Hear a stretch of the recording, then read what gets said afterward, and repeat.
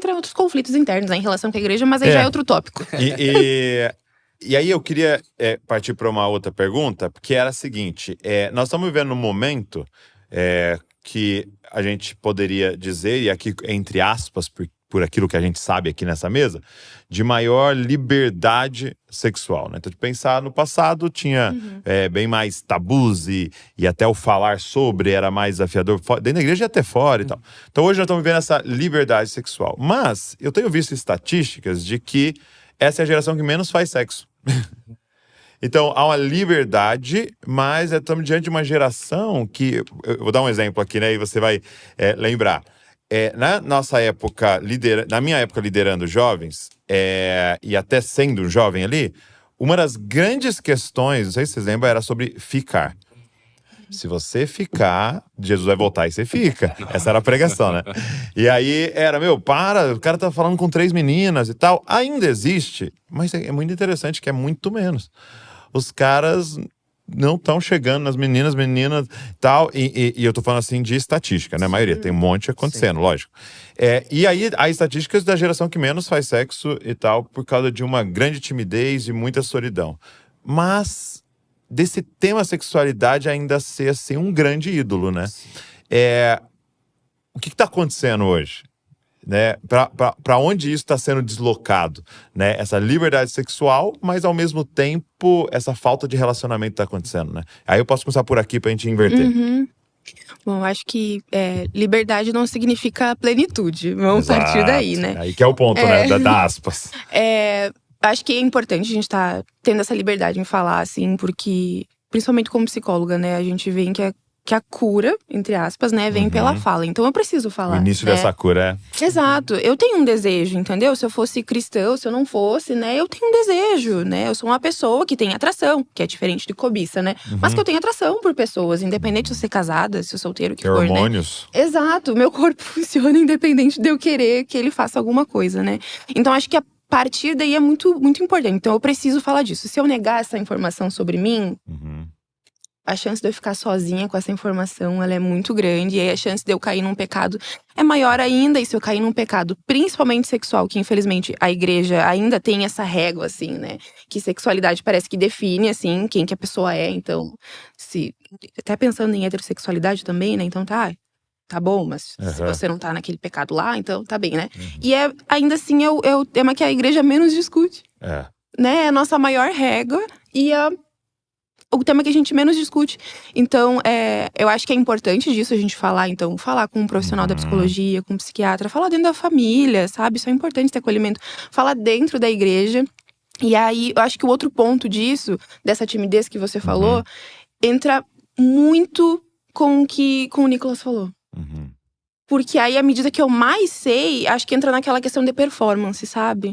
Então, é o eu como centro. Ok. O eu como centro. Então, por que não tem tanta iniciativa, assim? Poxa, será que… Tá muito mais criterioso. Então, isso aqui é tóxico.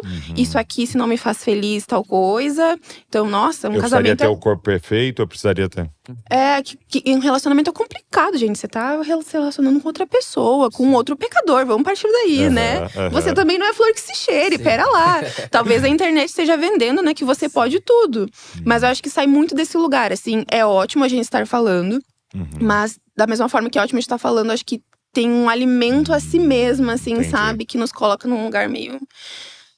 Interessante isso. Bom, concordo completamente.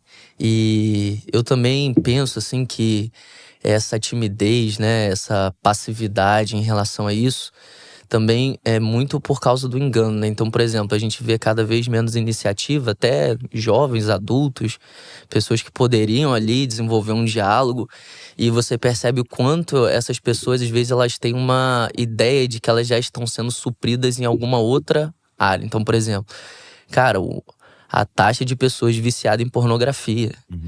E o engano por trás da pornografia que tenta trazer pra você como se aquilo ali fosse suficiente. Tá tendo, né? Então, existem pessoas que amam mais a pornografia do que o sexo. Porque isso mexe com a sua cabeça, mexe com a sua alma. E a gente percebe cada vez mais as pessoas entrando num universo paralelo, porque ali, aparentemente, elas estão supridas. Então, cara, eu não preciso ter a iniciativa ali de um relacionamento, de um casamento, porque eu tô aqui e a masturbação e a pornografia, isso aqui me supre, então tá tudo bem. Então você vê, assim, o quanto o diabo usa por trás disso, para esse isolamento, né?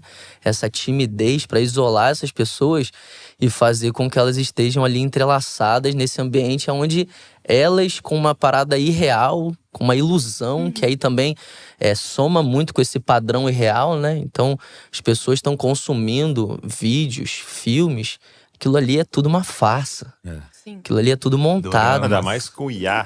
É tudo fake. Com o IA e com a forma que dá para manipular as imagens. Né? E aí eu não sou um especialista, mas existem vários estudos, por exemplo, que o vício em pornografia e masturbação te torna uma pessoa infértil no relacionamento sexual.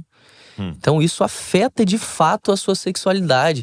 Então eu penso assim que essa timidez, essa passividade, ela tá muito atrelada também a essa sedução do pecado individual. Olha, eu ligo uma tela e eu aparentemente estou suprido. Olha, eu converso com alguém, ou sei lá, num caso mais profundo, eu posso ir num prostíbulo, não sei o nome, não preciso ter contato com nenhum, eu vou pagar um dinheiro, vou ser suprido e vou sair dali e seguir minha vida. Então, de uma maneira sutil, parece só uma passividade, uma timidez, mas eu percebo que tem muito engano ali por trás disso. E é doido porque a profecia sobre o fim dos tempos seria que os homens se tornariam cada vez mais amantes de si mesmos, né?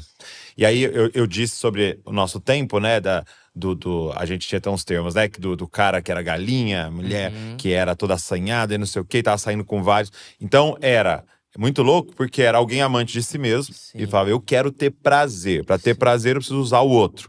E aí saía atrás. Hoje, com a pornografia, com o online, eu não preciso nem ir atrás do outro. Exatamente. Então é a geração que menos faz sexo, mas que está envolvida de forma imoral, de forma muito profunda com isso. Por quê? Porque agora facilita. Eu não preciso…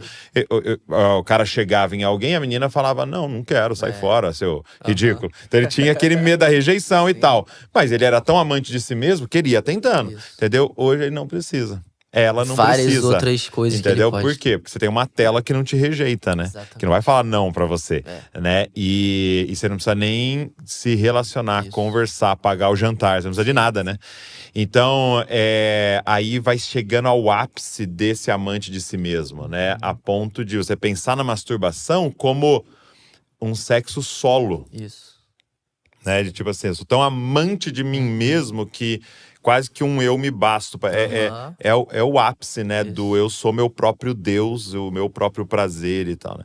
E aí eu queria entrar nesse tema, e eu queria começar com você novamente, porque você falou de ter desenvolvido essa escala, né? E eu queria que você falasse um pouquinho sobre essa escala, como é que ela funciona e tal. Então você desenvolveu uma escala para vício em pornografia, para medir isso. Eu traduzi ela para o Brasil. Tá, traduziu ela para o Brasil. É uma escala sobre vício em pornografia. Então, como é que funciona essa escala para medir isso? E qual tem sido um caminho que você tem apresentado para as pessoas saírem desse vício? Perfeito. Então, dentro da psicologia, né, nós temos testes psicológicos e escalas psicológicas, né? E não só da psicologia, mas a enfermagem, a medicina tem isso, né? Mas tem alguns que são restritos à psicologia. E aí, acho que o tema da pornografia, assim, sempre foi um tema que me interessou muito, assim, por fazer parte do meu testemunho, né? E quando eu cheguei na graduação, eu queria muito fazer uma pesquisa sobre de que forma a pornografia molda o nosso olhar em relação ao outro. Só que aí, para desenvolver uma pesquisa, tu precisa de instrumentos, né? E aí, eu descobri que não tinha instrumento no Brasil para fazer isso. Então, eu fui atrás do instrumento para futuramente fazer a pesquisa que eu realmente quero, né? Então eu encontrei essa escala que recentemente, né, como eu falei mais cedo, no CID-11 tem esse novo transtorno. É um transtorno adicto, assim, que nem o consumo no álcool, o consumo de drogas, né? Então é algo que você… é adição, seu cérebro vai aprendendo que aquilo… Exato, é uma recompensa e pronto, né? E aí, essa é uma escala, então, de uma pesquisadora da Hungria. Ela tá validada só em 4 países, na Hungria, na China, no México e na Espanha. E aí eu gostei muito dela, porque ela é a primeira escala desenvolvida que tá de acordo com esses critérios do CID-11. Então ela não é só uma escala para ver se você… E o CID-11 saiu em que ano? 2018, 2019. Então. Tá. E aqui no Brasil, inclusive, a gente só tem uma escala que avalia o consumo de pornografia, mas não tá nessa mensuração da quantidade, digamos assim. Ela tá muito mais na motivação. É um outro tipo de escala de mensuração, que é tipo assim, você consumiu pornografia por tédio, por, enfim, questões emocionais, conflitos e tudo mais. E aí, essa escala que eu trouxe pro Brasil para futuramente fazer outra pesquisa, ela vai medindo 6 domínios, assim, 6 aspectos da vida da pessoa. Então, conflito interpessoal, intrapsíquico, recaída, abstinência. Eu sempre esqueço quase todos eles. Eu escrevi ela durante um ano. Mas ela avalia todas essas coisas, assim, que tá dentro dos critérios diagnósticos daquele transtorno. Então, basicamente, esses transtornos de adição, né? Ele vai falar de um prejuízo social, emocional. Mesmo tendo prejuízo, a pessoa não consegue parar com aquele comportamento, com aquele consumo. Então, ela vai medir essas coisas. Ela tá em fase de publicação do artigo, né? Precisou de 600 pessoas entrevistadas para validar, né?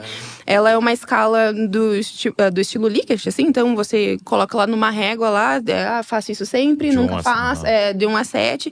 E aí, o segundo ponto dela, né, o primeiro é a publicação, o segundo ponto é definir um ponto de corte. Que aí é quando, assim, a partir desse número aqui… É o transtorno. É o transtorno. E aí isso vai auxiliar, é claro, vai muito do manejo do profissional ali, seja um acompanhamento psiquiátrico também. Mas ela… te ajudar a distinguir, sabe? A partir daqui, talvez. E é interessante que é pro profissional, né? Mas também é pro paciente. Pra ele olhar e falar, cara… Sim. Como a gente usa os outros instrumentos para, por exemplo, diagnosticar autismo, depressão, ideação suicida. Existem para todos esses quesitos. E aí, não tinha para esse consumo de pornografia, né? E especialmente nesse quesito agora do CID-11. Então, vai auxiliar muitas pessoas. E aí, como é que tem sido sua abordagem, assim, nessa temática no consultório? Eu não tenho pacientes no momento que tenham essa questão com pornografia, mas acho que como eu disse, né, a sexualidade ela fala de desejo. Então ela tá em todas as coisas. Então, pessoas que procuram desesperadamente estar num relacionamento, né? E aí tentar trabalhar, assim, esse limiar, essa tolerância, essa expectativa do outro, o que vai acontecer quando eu tiver esse alguém, né? E aí, às vezes, a gente fica até um pouco preocupado, assim, no sentido de, tipo assim, nossa, e se essa pessoa finalmente conseguir uma pessoa, um parceiro pra se relacionar, e não for tudo isso que ela tá esperando, né? Então tem todo um trabalho… Não vai. Não vai. Já garantimos. Tem um trabalho todo de construir, assim, essa percepção de si mesmo, né? Como alguém de valor, como alguém que… também tem coisas inegociáveis. Então, pra eu ter um relacionamento, tem coisas que são inegociáveis, né? Não tá naquela lista utópica, né? Mas tem coisas que são inegociáveis pra mim. Os meus valores. Exato, e vai diferenciando pra cada um. Então, eu trabalho muito, assim, ajudando a construir, assim, o que é negociável pra você? Legal. Né? O que é comunicação? Sei lá, a pessoa tem a mesma fé que eu? Então, o que você não toleraria? Tem coisas que você vai ter que tolerar, porque você ama aquela pessoa. Porque Jesus mandou, entendeu? Você tolerar o outro. Mas, o que é negociável pra você? Então, é construir essa percepção de si mesmo. E acho que entra aí também a pornografia. Então, que partes esse vídeo tá… O que você tá tentando achar ali? Tá conformando em você, tá suprindo em você. Então, acho que sai muito desse lugar, assim. Muito bom. E aí, Bernardo, na parte pastoral, assim, como é que tem sua abordagem em relação a isso? Volto pra essa questão tão central, assim, da satisfação em Cristo Jesus. Então… primeiro olhando para o meu próprio testemunho, quanto isso realmente foi essencial e para mim qualquer tentativa de uma vida de santidade que não seja a partir dessa consciência que eu posso ser satisfeito em Cristo, isso vai caminhar para um legalismo, isso vai caminhar para uma hipocrisia. Então, se eu não me engano, no C.S. Lewis diz que o problema do homem não é a busca pelo prazer, né? Mas é que ele busca tão pouco que ele para no pecado. Se contenta com muito pouco. Então, quando essa realidade entra no nosso coração de um jovem